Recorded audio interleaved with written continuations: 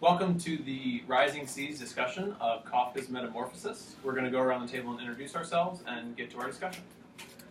Hi, my name is Carl Van Gessel. John Henderson.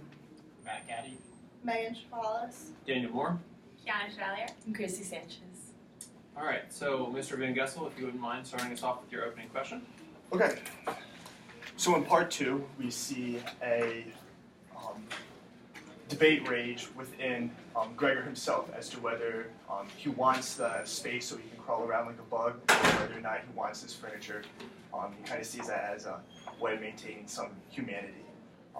So my question is by the end of the book, do we think he's more bug or is he more human? He has trouble remembering a lot of the things when he was a salesman, but he still has these deep-rooted feelings of love for his sister. So the question is, bug or human? I would say that something that makes me think of him as being more human would be when he sacrifices himself for his family in the end, like the love and that he sacrifices himself, by dying. I think that would maybe make him more human in that sense because he kind of finally understood that this is what he had to do. And go ahead. Yeah, no, exactly. Go ahead. And in that moment when he crawls back in, it seems like he was thinking, whatever he can do in order to ease his family's pain of having him there. He kind of saw that as dying, basically. Another reason why I think he was more human, even at the end, was that he showed almost a complete disregard for what food he ate, and he didn't eat. It seemed like he didn't eat at all some days. And when I think of animals or insects, I think of people who just want to animals who they want to soothe their sensual appetites and things. He seemed almost completely indifferent towards that. And the only he complained once that he wasn't getting enough food, but that was less to do with him being hungry, but more to do with he was concerned that his sister was not showing him consideration. I think if you look at the text from a purely literal standpoint, it would seem that yes, he's a bug. But there were a couple small notions that I pointed out in my text, and right at the beginning of Act 3, because we go 1 and 2 thinking he's definitely a bug, that's what the whole story's about. But in Act 3, right after he had been attacked with the apples, it reads the third line down, the apple remained there lodged in his flesh. And when I thought, and this might be insignificant, but when I thought about this, bugs have exoskeletons, tough, and that's how it was described in Act or Part 1. Flesh is something that I would usually associate with a human or some sort of mammal, and I think Part 3 is really trying to tie the bug like Gregor back to kind of tether it down to the real world and make the audience realize that he is still a human. This sort of metamorphosis has been more representative of maybe his life, not necessarily as physically as it was depicted, but certainly something to think about if it's metaphysical or actually physical. I think I agree with you guys. I think though physically, I think he is becoming more bug, just because there's a lot of times with the food thing and seeing too now the food doesn't even taste good to him. She brought his sister brought him his favorite meal. I think it was cereal and milk, and he didn't even like it. He said it tasted bad, and then he his favorite thing was to crawl around the room. He wanted more space to go around the room. So I don't know. I feel physically at least he was becoming more bug. But he must have maintained some humanistic characters deep down in his mind. It seemed like. Yeah. I think generally, overall, I'd say he's more bug than man at the end. Obviously, over the entire book, I think it's a very gradual metamorphosis, and obviously, he physically transforms at first, but gradually, even his mind, even if you understand that his mind is still there, his mind is changing, and by the end, he might have some of his mind still there, but not nearly as much as he ever did as a human. And even little things he's more comfortable underneath the furniture and out of plain sight. Absolutely. I kind of see him as more human at the end because I feel a bug's instinct is to stay alive and feed himself, and he stops feeding himself and sleeping at the end. So I feel that's not a bug's instinct, and it was because he was depressed and like wanted to help his family and he couldn't, so he chose not to. Like I think a bug's instinct would be to save their life. Yeah. To point, well, that's specifically on page 83. It's right around the center of the page. Not thinking in a stupefaction that there might be other ways of saving himself than running across the floor. That kind of reminds me of a bug's nature, just how they are only in it for survival. But then you think that's also what humans do. We always act to live and not to die. So I think the metamorphosis is certainly continual as the book progresses. But unless anybody has something, this is a big topic, and I'm sure we'll touch on it in further accused. But Mr. Henderson, if you have a new one you'd like to tackle? Yes. My question has to do with Gregor's motivations for doing things and not doing things a certain way. And I'm going to use a quote from the bottom of page 99, speaking about Gregor. Quote, "It scarcely surprised him that he had become so inconsiderate of the others. Earlier on, his considerateness had been a source of pride." So my question is, are there some good actions we commit, or actions that appear good, that we do less out of good intentions, but more because we're motivated by pride? And if so, is it necessarily a bad thing if the result is the same if pride is our main motivating factor? I think one issue with pride as a motivating factor is that it can be fleeting, and that when you're motivated by pride, it's a fleeting motivation. It can die out, and also you can also have competing actions with the motivation of pride, and oftentimes evil action can win out over good action. And quite literally, we see here it was fleeting. So Exactly. It appeared at the beginning he was real considerate about his not bothering his sister and his parents, but then towards the end, his pride seemed to motivate him to be careless in his actions toward them and not concern himself. Yeah, instead, like I think it was the first part when he took the job as a salesman. He was happy to provide for his family, but the joy he got from providing for his family went away. He wasn't as satisfied by it pretty quickly. it seemed like some of the other jobs that the family took on, specifically like Greet and his father, they seemed to me to be proud when they did start taking on the jobs to cover what Gregor had done. Greet was definitely very proud of taking care of Gregor, and she wanted it to be only her job. Mr. Samsa seemed to like kind of be rejuvenated. I don't know how much of that was from pride or how much of that was just like not being lazy and bedridden and all the time, but they did seem to come back a little bit. Yeah. Going off what Mr. Evangas said about the job, like motivating the pride motivating their jobs. Like initially you see Greta feeding and taking care of Gregor, and then she stops and she's more focused on her job and all that, and then at the end you see her telling her parents that they need to stop believing this bug is Gregor, and it's like initially she was the only one that really cared for him, it seemed, and then at the end it seems like her pride gets in the way of that. Well, I think it's important to make a distinction between the first part of the text, part 1 and probably 2, and part 3.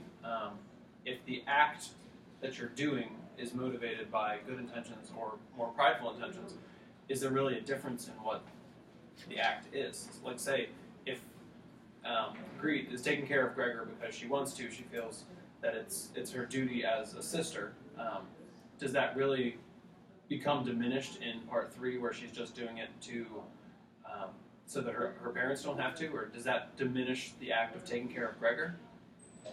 Well, the first page of part 3 says that their care for Gregor just dissolved into just mere tolerance. They weren't even really caring for Gregor, or they were just tolerating him because they were his family. They thought it was the job to at least at the very bare minimum just tolerate him. All right. So if that's all we have on that one. Mr. Guy, would you like to proceed with Oh yeah. your Okay. OQ? Yeah, so my OQ is do the parents in the metamorphosis only value and care for their children, Gregor and Greta, for what they bring in or potentially bring into the family on a material level, or do they actually love their children? I think that they only value them as like a material thing, because at the beginning you see them only caring if Gregor's going to work, like getting up and going to work, as in like going out and taking care of them basically. And then at the end when they're talking about how they view Greta, they literally talk about how she could be used like for a husband, basically. So I think it's just material items. Yeah, I agree. I also think in the beginning, Gregor's dad is. Sorry, I lost what I was going to say. Hold on. Well, to further support what Bishop Wallace was saying, that Gregor's parents were only concerned with the money he brought in. His parents expressed disapproval when Gregor suggested paying for Gret to go to the conservatory to learn the violin, and maybe it's because his parents didn't see any money in that. They just saw a recreational hobby, but they didn't want to support anything that wasn't going to bring them financial gain. Even the fact that like he didn't take off like one day from work for 5 years, and that like he's working so hard, or he was working so hard to gain back this money, it just like shows that that his parents is all that they wanted, like, and he felt that that was all that they wanted too. Also, I think that the dad, like, right when Gregor wasn't turned into a bug and couldn't provide for them anymore, all of a sudden he started working, and it just made me feel like he didn't appreciate what Gregor was doing from the beginning. He could have, if they were in debt, he could have started working from the beginning, and he didn't have to rely so much on his son. Right, and Gregor still wanted to work even then. Right. Which is like another point to show. I think it goes towards the status quo, where in the beginning, Gregor was bringing in all the money to support the whole family. The parents were happy with that, obviously, because that was paying off the debt. It was taking care of all of their worries. Even Gregor was proud of that. And I think a big changing factor in the whole story was when Gregor no longer felt like that, and I think we referenced this in class not long ago, Gregor's interactions with this no longer felt warm, and the status quo had just become like a monetary transaction, in that he was paying for the things that needed to be paid for. The parents kind of almost expected it, and that was really all they valued. And I think it certainly goes back to what Mr. Fowler said at the very beginning. As this metamorphosis occurred to Gregor, the longer it went on, the less the parents thought he could support them, and then the less they ultimately cared for him, and to the point where they just wanted him dead. Additionally, Gregor's father never mentioned to Gregor that he did have a little nest egg, even though it wasn't too substantial. Gregor thought that every dime he made that they actually needed, and Gregor's father never told him that he could lighten up a little bit and take maybe some time off, but he seemed to keep it from his son that he had some money stashed away.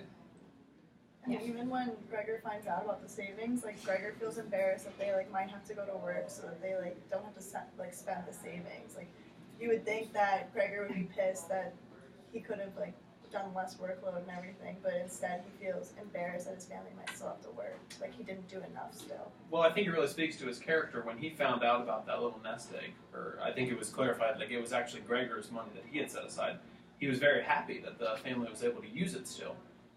And I think that really shows how Gregor cared for the family more than the family. And he was working for the family, because I think he said if they had put that nest egg towards his debt, he obviously would have had less debt. But he was saying, oh, he's glad that they didn't, because he thinks about the family first, himself second. Exactly. Yeah, and even on a basic level too, like I don't think throughout the book we even see any signs like physically or like verbally from the parents to the children saying, you know, that they love them, or like any signs of like affection, and like that would show that they value them specifically. So I think there's two contradicting points to this. One, I realized when Mr. Henderson brought up the violin lessons, I think we can use a comparison of how Gregor looked at the violin lessons versus how his parents did. I think we could all say that Gregor had a lot of love and support for his sister,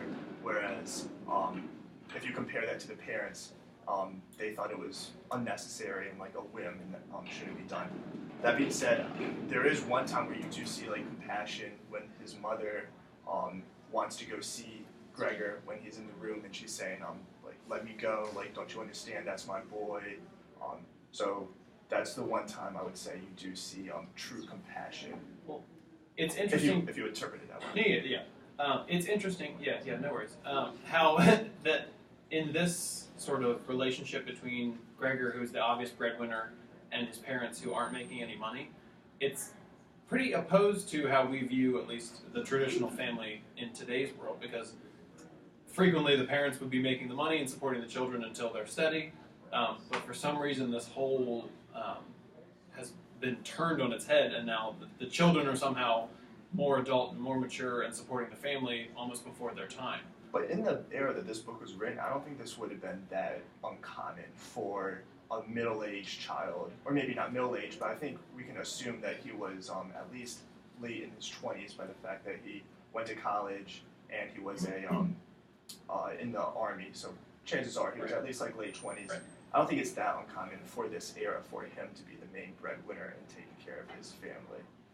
But that being said, it is starkly different than today's society. Mr. Gaddy, and then we'll move on. One point I want to make before we switch questions. I think one of the great points we see in how the parents value their children, particularly Gregor, only for their utility that they bring them, is how the parents care for them and the way they value shifts from the first two parts to the last part, and that they seem to be hopeful at first that Gregor is going to change back and recover and be able to work again and be able to take care of them. But once the metamorphosis keeps going on and they see that there's less hope and he's probably not going to change back, that they begin to give up and they begin to value him less because they see that he's never going to have that material value to them anymore. Mr. Vallis? So my OQ is, do our jobs and money cause us to lose sight of things that matter, like family?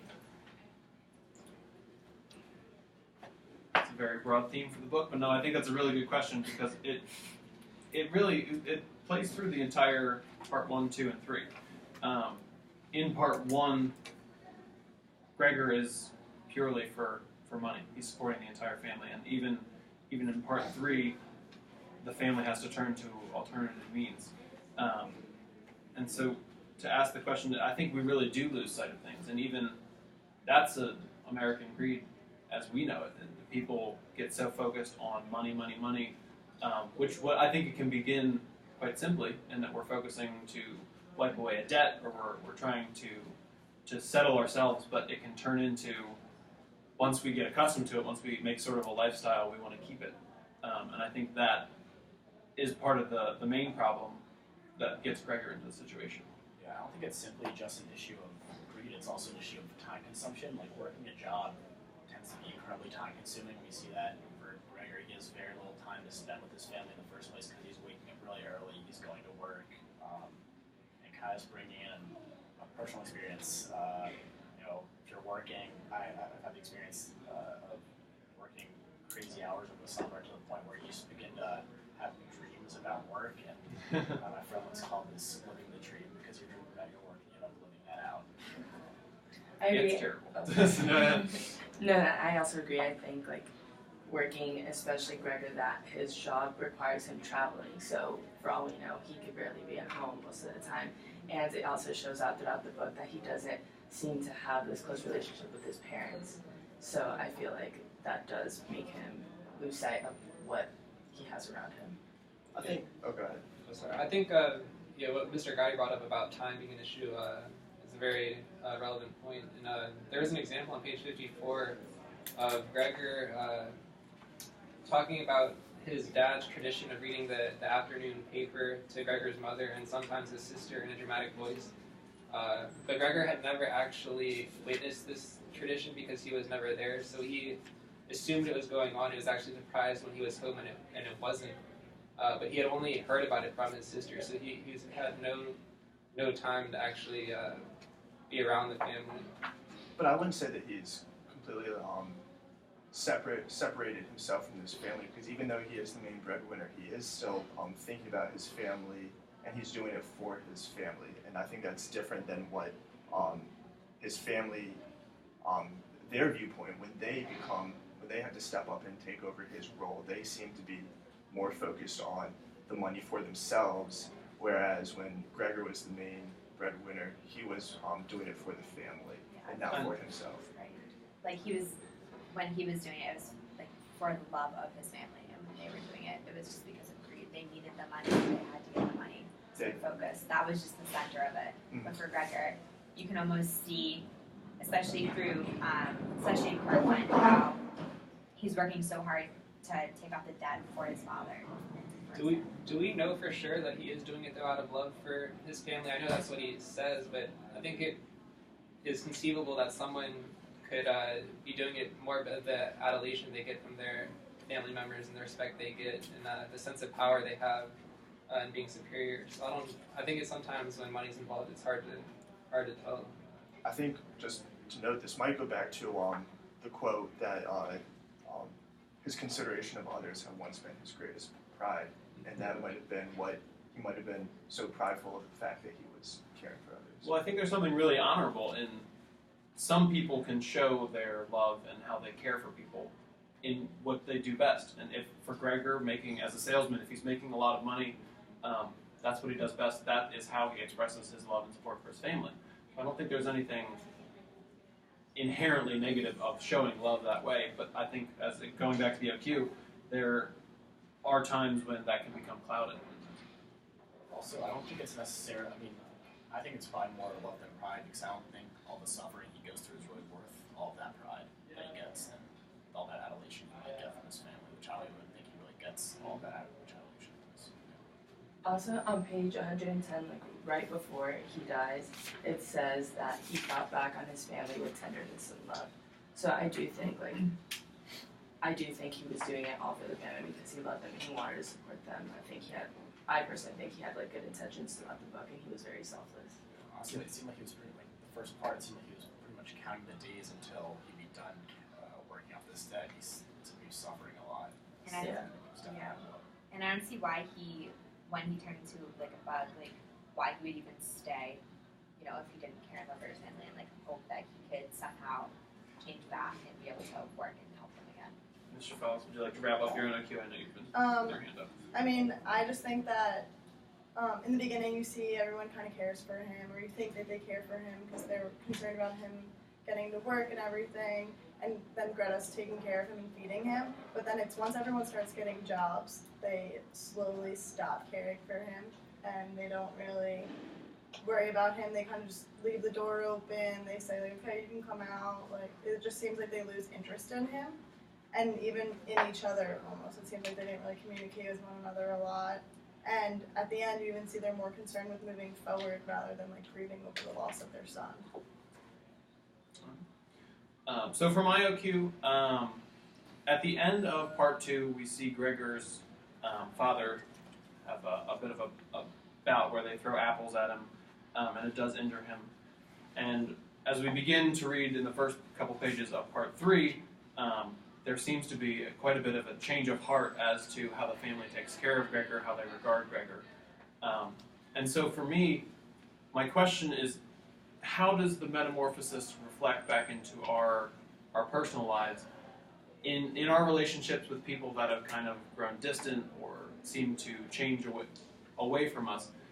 Is something the catalyst that makes us not treat them the same way, or at what point do we give up on trying to show our love and care for people who we are once very close to? I'd say I think it varies by person in the story. I think it varies by character. Gregor still tries to care for his family throughout his metamorphosis, whereas we've been talking, Greta cares less and less, and his family cares less and less. So I think to relate this to today and us, I would say it kind of varies by person on many factors. I feel like it's kind of a two-way street when it comes to relationships like that. Like, if you see the person caring for you, you'll try to care for them too.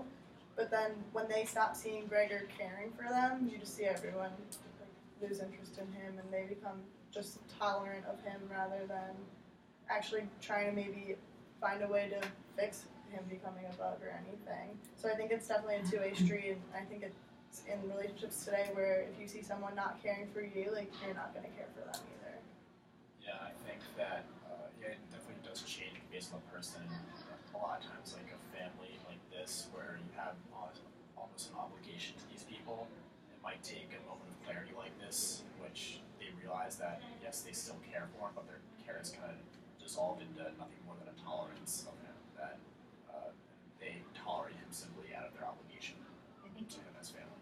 Go ahead. I also think that there is a sense in when someone's like injured or harmed, and that can increase the love someone has for them, and it can make them have a broader perspective. I think while as parents, they use the word tolerance, speaking in a negative way, that they're just going to do this, but they're not going to show much affection. But they did actually start opening the living room door for him so that he could look in on them during dinner. And that was something they didn't do before he was struck with the apple. So I think there was a sense in which they felt bad about his condition, and that actually increased their consideration for him. And I think in just speaking in general, that can happen when we see something really bad happen to someone who maybe we were not being too considerate to. That can increase our concern for them. Do you want to go ahead and say whatever you're Yeah. I was just quickly going to say, going back to Mr. Moore's question, that in like, with outside the text, when you care about someone, I think if you authentically care about somebody, I think that never goes away. I think the way that you express it can, and the way that you like show it to somebody. But I think if you authentically care about somebody at some point in your life, you may not always like be with them, or you may like kind of like separate or something. You may not see them as much as you used to, but I think like the care is like still like always there, kind of imprinted on you. I kind of have to, not necessarily follow up, but to kind of zoom out on Mr. Henderson's point, and relating it back to our lives today. I think when we have somebody who is close to us that, like for example, comes into a coma or experiences some severe medical issue, we really do show a lot of care and affection at the very outset of the issue. And I think something similar to what we experience in the book is if it doesn't change or it's not improving in some way, people can hold out for a long time, but then that eventually gives way to despair and to the point where nobody sees it getting any better, and so they really give up hope. And I think it's also worth mentioning, and anybody can comment on the sort of switch that the parents, well, not necessarily the mother, but the father in particular, was very against Gregor at the very beginning and didn't really want him to participate in family life, where the sister was taking care of him very closely. And then at the beginning of part 3, that really switches, where the sister gives up completely, wants him dead, but the father says, well, now hold on, this was Gregor at one point. And it's interesting to see how that switch just kind of occurred. Anybody have any thoughts on that? Yeah, go ahead. Yeah, well, just with that, with Greta, you see the change from when she's taking care of him, then she doesn't really care if she doesn't even pay attention if he's eating the food or not. Like, before, she was trying to find something that he liked. Now it's just like, all right, I'll give you food. If you eat it, it's fine. And then I found interesting that after Gregor died, she even says that she noticed that all the food in his room would come out again just as before, and that she noticed he wasn't eating. And, like, she didn't make an effort to try to, I don't know, like, find something that he would eat, and she just, I don't know, it just didn't seem like she cared at the end, and she was kind of just, like, a relief. One more person, then we'll move on. That was a lot of stuff to talk about real quick. Sorry. Yeah, I think she just got tired, and that relates to what Mr. Moore was saying, that at the beginning, sometimes you have, like, extra energy just from the newness of the situation, but then to continuously show care for someone who cannot really offer much to you, that takes a lot of effort, and sometimes we just get tired. I think that's what happened to Greta. She got tired. Ms. Chevalier? Great. So I'd like to look at a quote on page 55 really quick. Okay.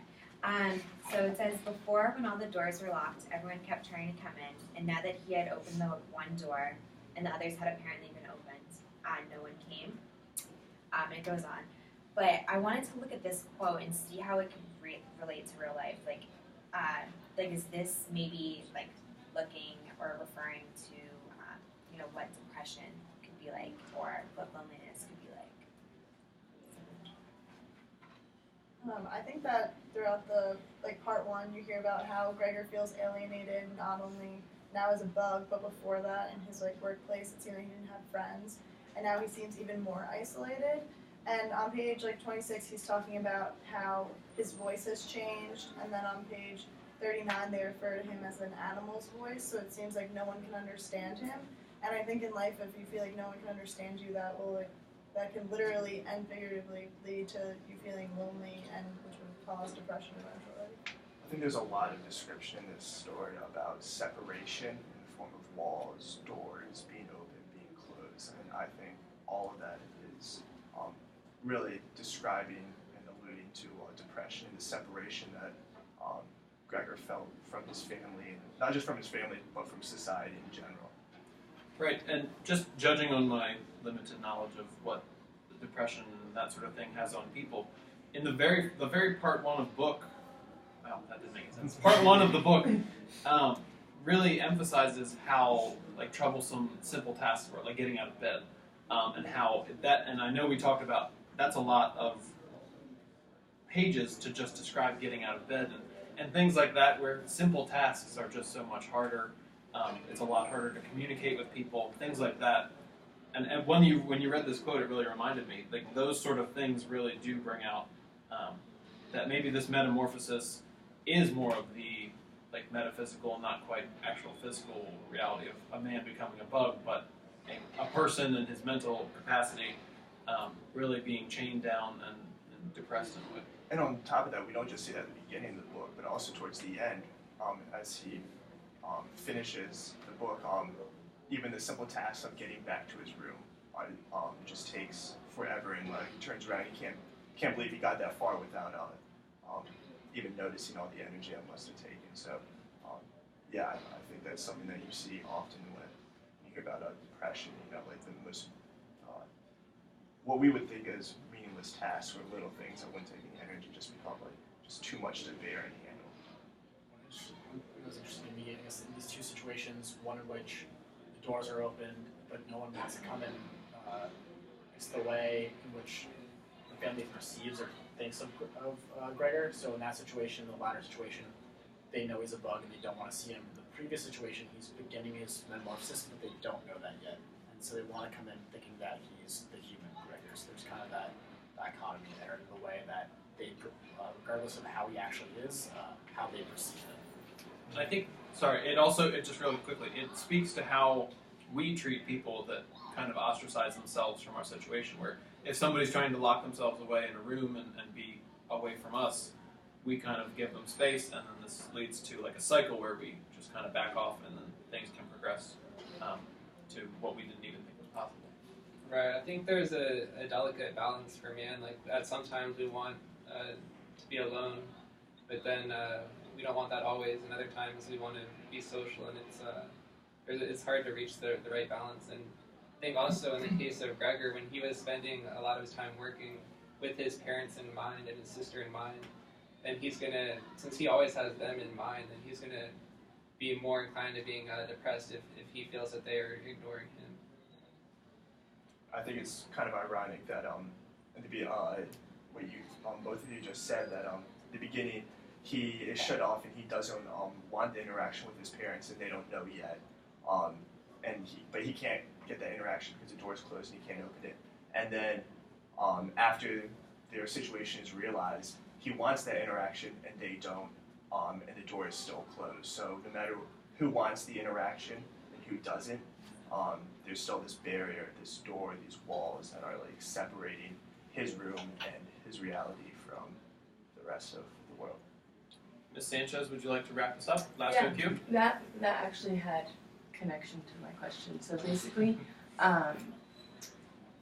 as we already talked about, Gregor, we know that before his metamorphosis, he was seen as he was isolated from his family by working, traveling, and so since he already lived in isolation, what do you guys think the metamorphosis meant for him? Like, not physically, we would know he changed physically into a bug, but like, do you think he became more isolated? Do you think there was a change, or like how? I think there was like very little change in him mentally. Obviously, he changed physically, but one thing that we kind of discuss is whether or not he changes mentally at all. He seems to still, like throughout it all, like still love and really care for his family, regardless of like how they treat him throughout the book. It's like when he discovers that his family has been saving some of the money, and in theory they could have paid off the debt quicker, and he could have to work less time for them. He was like happy about that. He was happy to see that they were saving the money and that they were being frugal with it. I think I'd like to point everybody to page 101, And this, I would think, points to how he is mentally reacting to the metamorphosis.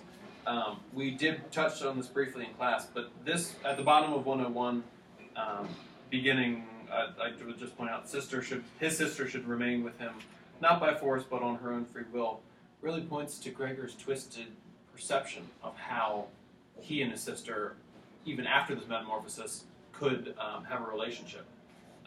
Because certainly, from what we read, his sister would never think of that she would want to go in that room and stay by her own free will.